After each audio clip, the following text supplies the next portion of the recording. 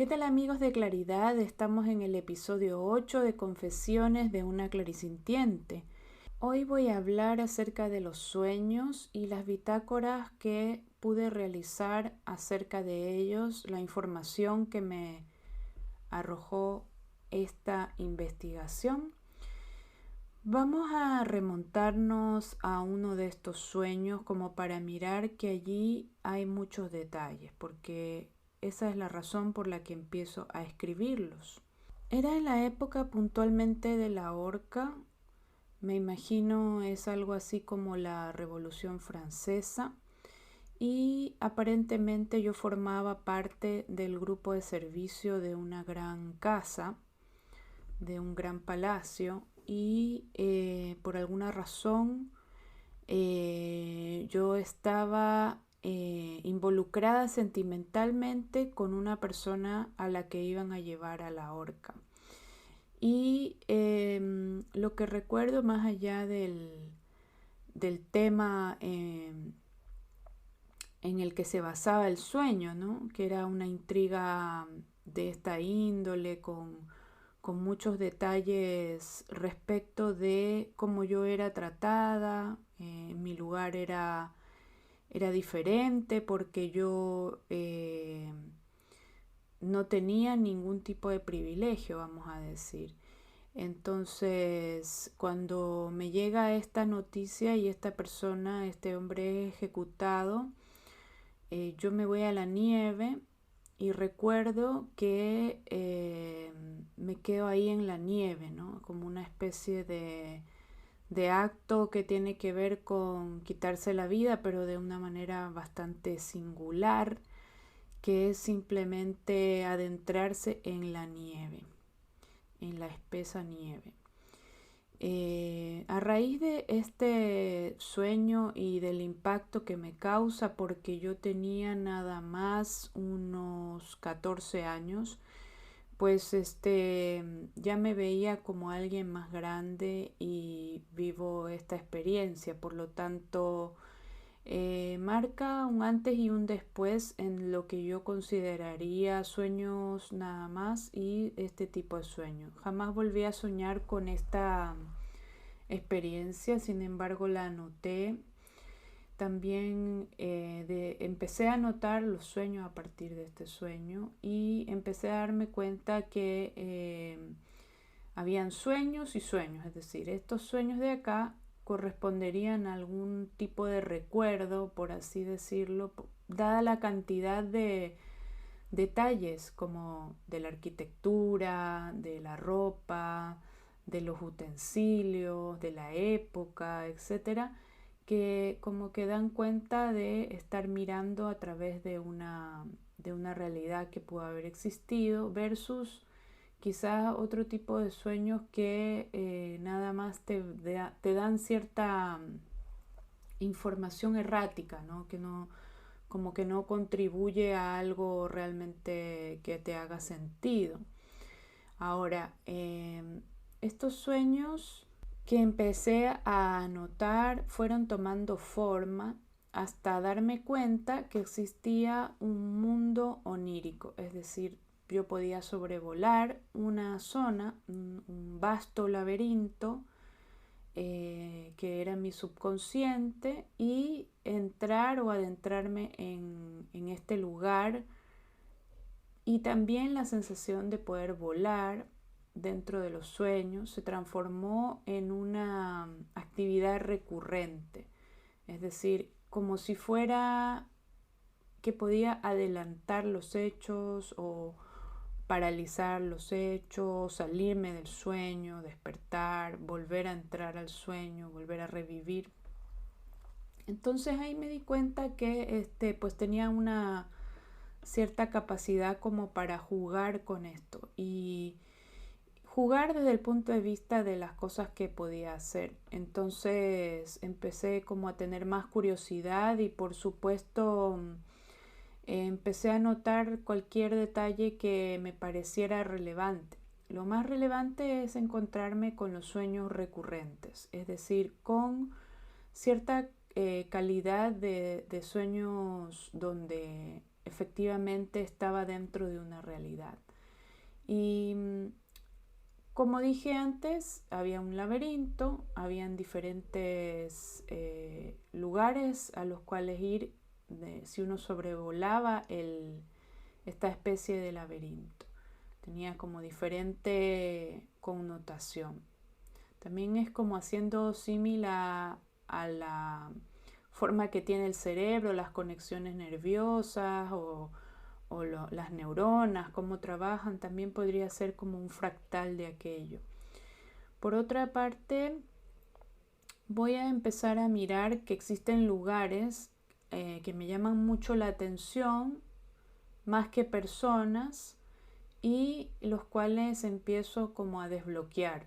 ¿De qué manera desbloquear? Pues tratar como de conocer el lugar, la arquitectura, explorarlo y de qué es lo que se trata.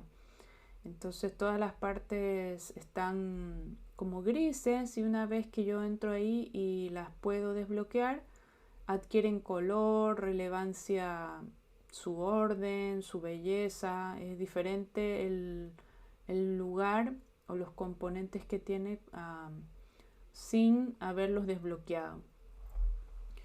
También empiezo a encontrar objetos, cierto tipo de objetos si tengo suerte, que me dicen también algún tipo de información. Es como lo muy parecido a los videojuegos de alguna forma, y también por supuesto a este tema de desbloqueo de áreas. Cada vez que se desbloquea un área, se desbloquea también un área del subconsciente, es decir, como que viniera siendo un ejercicio de apertura de la mente o del subconsciente como para acceder a más información. ¿Para qué o con qué objetivo? Pues autoconocimiento. Ese sería la base de esta exploración onírica. Sería como el autoconocimiento, como saber que hay más allá, pero a través de un ente regulador que vendría siendo mi conciencia. Entonces, como que lo que se ve es que todo está conectado, se ve que hay una red de información y se ve también que esta red a su vez se puede acceder a cierta información que está ahí, como bibliotecas, por ejemplo, lugares que no son de fácil acceso. Y esto todo lo vine practicando básicamente desde esa edad, desde más o menos los 14, 15 años. Pasé de empezar un poco a escribir o a darme cuenta, y ya cuando tenía 18 años pues empecé a escribir estos libros del alma, ¿no? Que fue un poco la guía de una mentora que tuve, una persona que me apoyó mucho.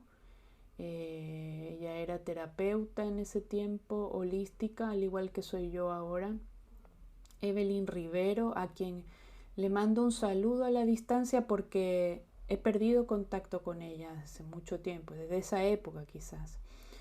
Y ella me alentó a hacer esta práctica de escribir mis sueños en un libro del alma, ¿no? Era un cuaderno común y corriente, había que forrarlo de color azul, colocándole también como nombre el libro del alma y algunos otros detalles relativos como a algo metafísico, algo de protección, como un salmo, no recuerdo muy bien. Una parte importante de recordar los sueños fue también que a medida que hacía este ejercicio de escribirlos, recordaba también con más detalle, y aquellos que de repente no me acordaba mucho, de pronto me empezaba a acordar o seguían por capítulos en otros sueños, es decir, eran sueños recurrentes, soñaba como lo mismo estos desbloqueos de ciertos lugares. Empecé a darme cuenta en los sueños que era como la segunda parte o era otra forma de ver la misma historia o de revivir algo que ya había soñado estando dentro del sueño. A esto lo denominan sueños lúcidos, pero yo tenía el concepto de que los sueños lúcidos era más bien percatarse de que estabas soñando dentro del mismo sueño y accionar como si estuvieras consciente, pero a mí no me ocurre eso. Lo que a mí me ocurre es que de alguna manera sigo siendo el soñante, sigo siendo la persona que está soñando y lo que veo es nada más una interpretación de algo que de alguna manera recuerdo y de alguna manera puedo saber que, a ver, que estoy soñando, pero no es que lo interprete como de esa forma así literal, como de que estoy descansando y sino como que esto es otro mundo, es otro lugar y por lo tanto estoy en ese lugar, entonces no tendría por qué pensar que realmente estoy durmiendo, ¿te fijas? O sea, no existe esa connotación. Es como cuando tomas un pasaje de avión o vas en bus o viajas a alguna parte, no te estás acordando todo el tiempo que te fuiste de tu casa o que tienes que volver o una cosa así. Simplemente vas a donde tienes que ir y haces lo que tienes que hacer. Es más o menos esa la noción. Y por otra parte también, nunca tuve ningún tipo de situación fuera de control, es decir, todas las situaciones fueron siempre naturales desde el contexto de que eran de carácter onírico, entonces nada parecía ser como inusual, a pesar de que cuando me despertara quizás sí lo era, ¿no? Como no era algo fácil de llevar a la realidad, como por ejemplo volar o a lo mejor eh, carácter surrealista de ciertas situaciones, ¿no? Como por ejemplo, a ver, ¿de qué podríamos estar hablando? Surrealista. Lo más surrealista que me ha tocado ver es personajes o animales salvajes, por ejemplo. Animales salvajes como serpientes o pumas, leones. Eh, lo bueno es que nunca fui atacada por ninguno de estos animales. Nunca viví como una experiencia límite así como de algún tipo de enemigo o de algún tipo de atacante. Sí soñé cosas de persecución donde tenía que escapar o algo así. Sí.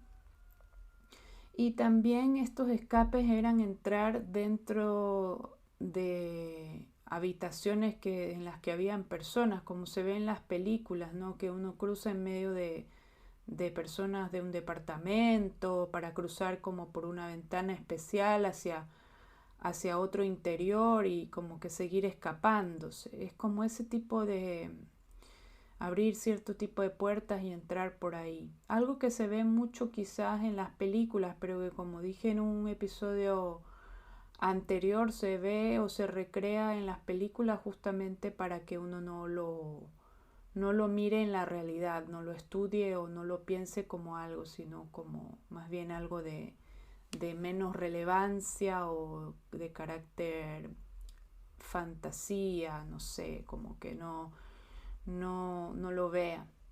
Y yo lo estoy relatando así porque así es como lo he experimentado. Hay algún tipo de sueño recurrente, de sueños que no tienen la misma relevancia que los que he mencionado, como por ejemplo no llevar ropa interior, hacer un viaje y no llevar ropa interior, olvidarte de la ropa interior, o que se te pierde la maleta, por ejemplo.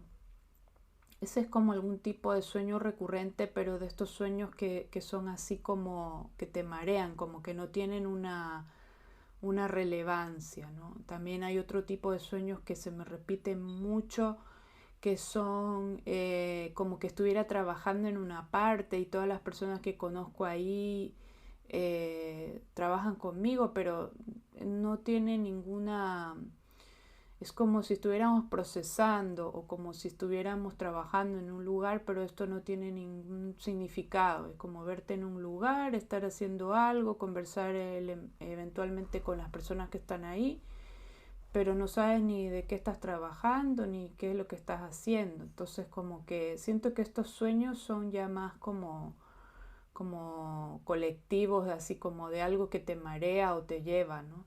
Más que estos otros sueños donde sí hay una intención o un propósito de conocer, de aprender o de quizás lo que decía antes, de desbloquear ciertas áreas.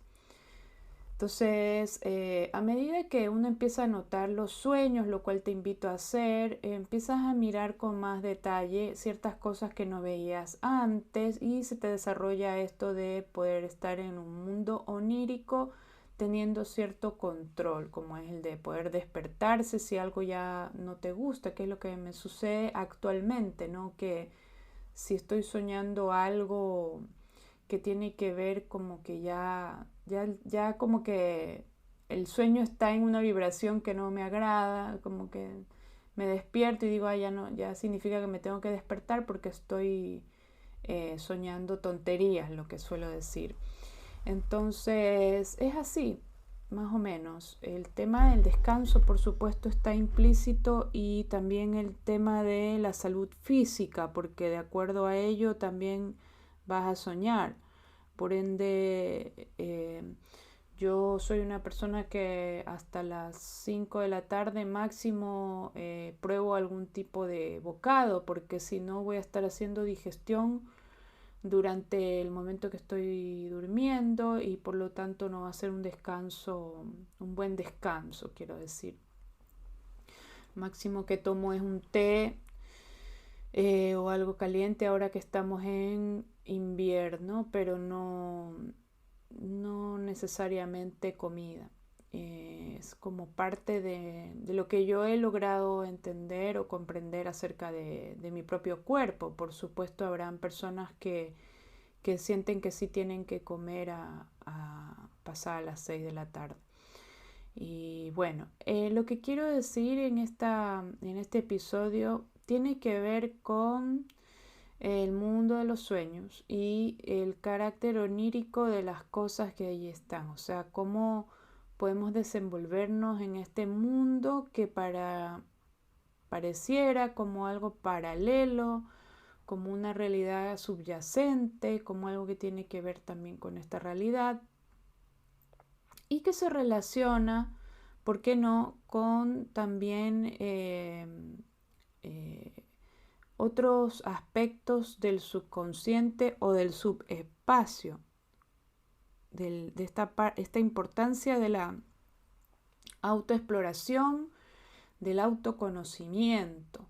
Y el decir subespacio y exploración del subespacio, por supuesto, ahí entran otros temas más del alma, otros temas más holísticos, como por ejemplo la existencia de ciertos guías, como también ciertos personajes no tan benevolentes y por supuesto también la interacción energética con personas que de pronto uno no conoce en la vida real y que generalmente traen algún tipo de mensaje, lo que se denominan mensajeros, cierto tipo de sueños que uno luego lo relaciona al despertar con algo que uno vive durante el día y entonces que a uno le hace cierta seña de más o menos o alguna indicación en la realidad que uno la puede tomar como información nada más,